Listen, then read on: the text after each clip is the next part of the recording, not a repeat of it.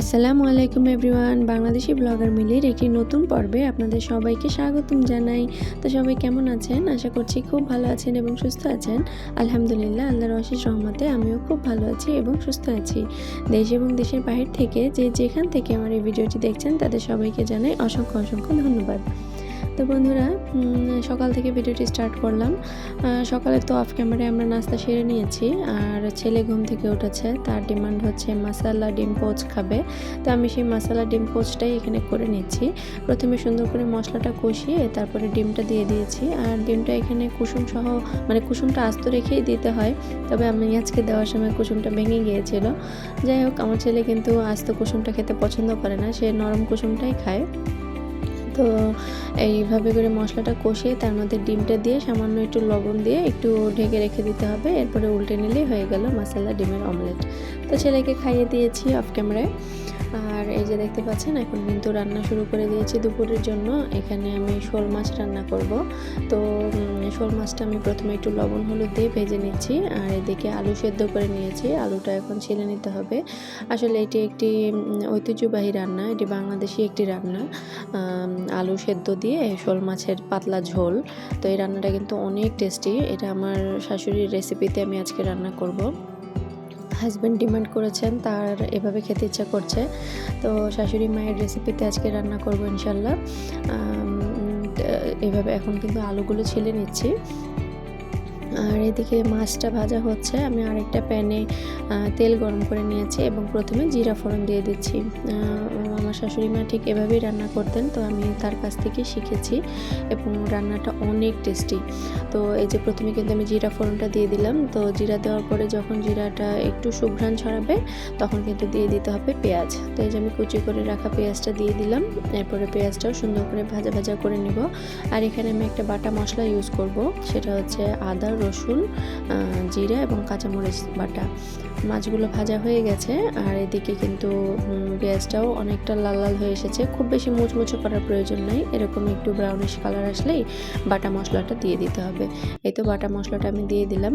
খুব বেশি মশলার আধিক্য তরকারিকে যে সুস্বাদু করে ব্যাপারটা এমন না। অনেক সময় অল্প হালকা মশলায়ও কিন্তু তরকারি অনেক বেশি টেস্টি হয়, যদি মাছটা হয় টাটকা, একদম ফ্রেশ। তো যাই হোক, আমি কিন্তু এখানে মশলাটা একটু কষিয়ে পানি দিয়ে দিয়েছিলাম। তারপরে লবণ, হলুদ গুঁড়ো, মরিচ গুঁড়ো, ধনিয়া গুঁড়ো এবং সামান্য জিরা গুঁড়ো দিয়ে দিলাম। যেহেতু আমি রেসিপি আকারে শেয়ার করছি না, তো মশলাগুলো কিন্তু আমি আমার আন্দাজ মতোই দিচ্ছি। আমি জানি আমার আপুরা অনেক বেশি ভালো রান্না করতে জানেন, আমি কিভাবে রান্না করছি জাস্ট আমি সেটাই শেয়ার করছি। আর তারপরে তো এই যে মশলাটা আরও ভালো করে কষাতে হবে, একটু পানি দিয়ে দিয়ে কষাতে হবে যাতে মশলাটা পুড়ে না যায়। আর মশলাটা যখন কষাতে কষাতে একদম তেল উঠে আসবে তখন বুঝতে হবে যে মশলাটা কষানো কমপ্লিট এবং খুব সুন্দর সুঘ্রাণও ছড়াবে। তো এভাবে করে ভালো করে মশলাটা কষিয়ে নিলে হয় কি, তরকারিতে খুব ভালো ফ্লেভার পাওয়া যায়। আর এই তো এখন আমি সেদ্ধ করে জাস্ট হালকা ভেঙে ভেঙে দিয়েছি আলুগুলো দিয়ে। এখন এই আলুগুলো ভালো করে কষিয়ে নেব। আর একটা জিনিস খেয়াল রাখতে হবে, আলুটা সেদ্ধ যতই হোক না কেন আলুর মধ্যে কিন্তু কোনো ফ্লেভার নেই। আর এখন সেই জন্য বেশি ভালো করে এই মশলার মধ্যে আলুটা কষিয়ে নিতে হবে। যত ভালো করে কষানো হবে ততই কিন্তু আলুর মধ্যে মশলাগুলো ভালো করে ঢুকবে এবং টেস্টি হবে তরকারিটা। যদি ভালো করে কষানো না হয় তাহলে কিন্তু এই তরকারিটা টেস্টি হবে না। কাঁচা আলুর চেয়ে সেদ্ধ আলুর তরকারি কিন্তু বেশি কষাতে হয়, কারণ যেহেতু এই আলুটা টেস্টলেস, জাস্ট শুধু সেদ্ধ করা পানি দিয়ে, কোনো ফ্লেভার নাই এর মধ্যে, এই কারণে। তো দেখতে পাচ্ছেন আমি কিন্তু একবার কষিয়ে একদম ভাজা ভাজা করে নিয়েছি, এরপরে আবার পানি দিচ্ছি। তো এইভাবে পর্যায়ক্রমে 3-4 বার পানি দিয়ে দিয়ে কিন্তু আমি কষিয়ে কষিয়ে মানে পানিটা শুকিয়ে ফেলবো, আবার পানি দিয়ে আবার শুকাবো। তো এভাবে করে আমি রান্নাটা কমপ্লিট করেছি। তো 2-3 বার কষানোর পরে এই যে আমি আবারও কিন্তু পানি দিয়েছি, দিয়ে আবারও কষাচ্ছি। এখনই কিন্তু মাছটা দিইনি। আর দেখতে পাচ্ছেন বন্ধুরা, কষাতে কষাতে এখন আবারও পানিটা শুকিয়ে গেছে। তো এখন কিন্তু বোঝা যাচ্ছে যে আলুটা একদম নরম হয়ে এসছে, কিছু আলু একদম ম্যাশড হয়ে ভর্তা ভর্তা হয়ে গেছে। তো এখন বুঝতে হবে যে হ্যাঁ, কষানোটা পুরোপুরি কমপ্লিট। আর দেখতে পাচ্ছেন আলুর মধ্যে হালকা করে তেলও দেখা যাচ্ছে। এই পর্যায়ে আমি ঝোলের পানিটা অ্যাড করে দিলাম। যতটুকু ঝোল খেতে আপনি পছন্দ করবেন ঠিক ততটুকুই ঝোল অ্যাড করবেন। আর যেহেতু এই তরকারিটা মানে আলু সেদ্ধ করে রান্না করা হচ্ছে, এটা কিন্তু নামানোর পরে অনেকটাই ঘন হয়ে যায়, তো সেই জন্য ঝোলটা একটু বুঝে শুনে দিতে হবে। আর এই পর্যায়ে যখন পানি মানে ঝোলের পানিটা ফুটে উঠবে তখন কিন্তু আমি ভেজে রাখা মাছটা দিয়ে দিচ্ছি। মানে এখন রান্নাটা অলমোস্ট ডানের দিকে। আর এই যে এখন আমি ভেজে রাখা মাছগুলো দিয়ে দেবো। দিয়ে আরও কিছুক্ষণ ফুটিয়ে তরকারিটা কমপ্লিট হওয়া পর্যন্ত রান্না করতে থাকবো। তো এই রান্নাটা কিন্তু অসাধারণ হয়। আর আজকে তো আমার শাশুড়ি মাও খেয়েছেন, খেয়ে রিভিউ দিয়েছেন, অনেক ভালো হয়েছে। তিনি বলেছেন খুব টেস্টি লাগছিল। যাই হোক, আলহামদুলিল্লাহ আমি তার কাছ থেকে শিখে আবার তার মুখের প্রশংসা পাচ্ছি, এটাই খুব ভালো লাগার বিষয়। আর এখানে দেখতে পাচ্ছেন আমি কিছুটা শুকনো মরিচ একটু বাঁকা বাঁকা করে কেটে দিয়ে দিলাম। আসলে এটা জাস্ট ফ্লেভার না, এটা জাস্ট দেখা সৌন্দর্যের জন্য। যখন আমি তরকারিটা সার্ভ করব তখন দেখতে অনেক ভালো লাগবে। আর আমি কিন্তু অফ ক্যামেরায় 2টো কাঁচামরিচও দিয়ে দিয়েছি জাস্ট একটু ফ্লেভারের জন্য। আর এই তো এখন তরকারিটা রান্না অলমোস্ট ডান। আমি এখন এটাকে সার্ভ করে আপনাদেরকে দেখাচ্ছি। এই যে দেখতে পাচ্ছেন বন্ধুরা, আমি কিন্তু সার্ভ করে নিয়েছি। আর মরিচগুলো এই যে উপরে একটু দিয়ে দিয়েছি, দেখতে কিন্তু অনেক সুন্দর লাগছে। এটা জাস্ট দেখা সৌন্দর্যের জন্য। আর কমেন্টে কিন্তু জানাবেন কেমন হয়েছে, মানে দেখতে কেমন লাগছে। যদিও আপনাদেরকে খাওয়াতে পারলাম না, কিন্তু আমি তো খেয়ে ভয়েস দিচ্ছি, অনেক বেশি ইয়ামি ছিল তরকারিটা। আর এই তো আমি গরম ভাত নিয়ে নিয়েছি এবং তরকারিও নিয়ে নিচ্ছি। আর জানেন বন্ধুরা, যখন আমি খাওয়ার ভিডিওটা শ্যুট করব তখন কিন্তু কারেন্ট ছিল না, মানে কারেন্ট সেই যে গেছে আর আসছেই না। অনেকক্ষণ অপেক্ষা করার পর দেখছি যে না, আর হচ্ছে না, খেতেই হবে এখন, ক্ষুধায় পেট চোচো করছে। তখন কিন্তু কি আর করবো, অন্ধকারের মধ্যেই বসে পড়েছি, মোবাইলের ফ্ল্যাশ জ্বালিয়ে ভিডিওটি করে নিয়েছি।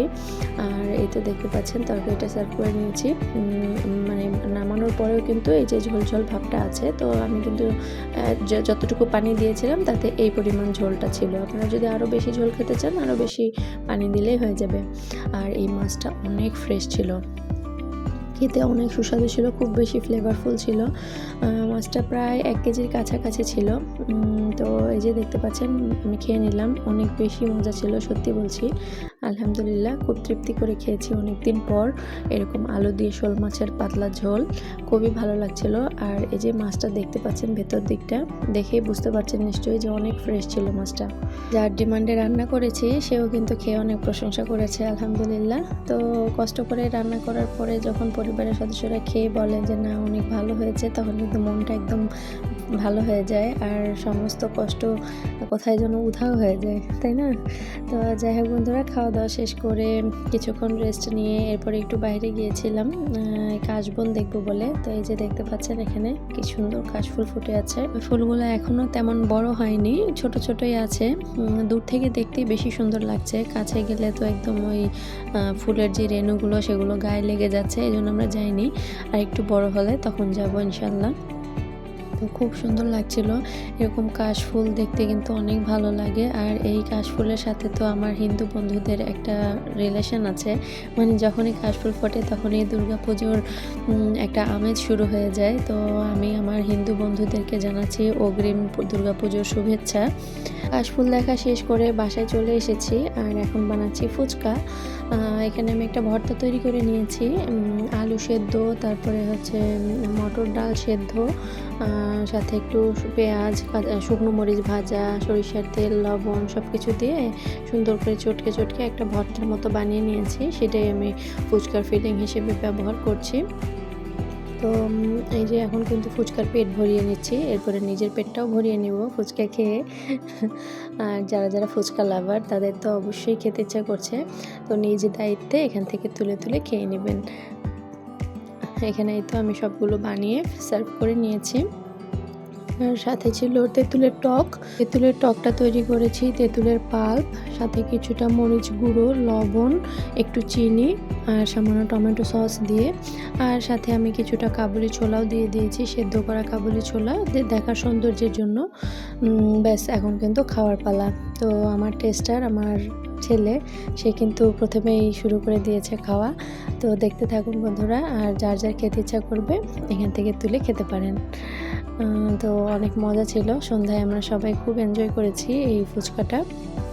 আর এরকম বাসায় তৈরি করলে হয় কি, একদম মন শান্তি করে খাওয়া যায়। দোকানে গিয়ে দেখা গেছে 1 প্লেট ফুচকা খেয়ে মনটা ভরে না, ইচ্ছা করে আরও 1 প্লেট খাই। আর বাসায় তো আনলিমিটেড অনেকগুলো খাওয়া যায়, 1 প্লেট 2 প্লেট কোনো হিসাব নেই, যে যার মতো নিচ্ছে আর খাচ্ছি। তো আমাদের ফুচকাময় সন্ধ্যাটা কিন্তু অনেক সুন্দর কেটেছে। আর আপনাদের এই ভিডিওটি কেমন লাগলো একটি কমেন্ট করে আমাকে জানাতে ভুলবেন না। আর আমার নতুন বন্ধুরা যারা আজকে আমাকে প্রথম ভিজিট করছেন, যদি ভালো লাগে তাহলে সাবস্ক্রাইব করে আমার পাশে থেকে যেতে পারেন। আর সাবস্ক্রাইব করার পরে অবশ্যই অল অপশনটা ক্লিক করে রাখবেন, এতে করে আমি ভিডিও আপলোড দেওয়ার সাথে সাথে নোটিফিকেশান চলে যাবে আপনার কাছে। সুযোগ সুবিধা বুঝে আপনি দেখে নিতে পারবেন। আর ভিডিওটি ভালো লাগলে একটি লাইক করতে ভুলবেন না। আল্লাহ হাফিজ।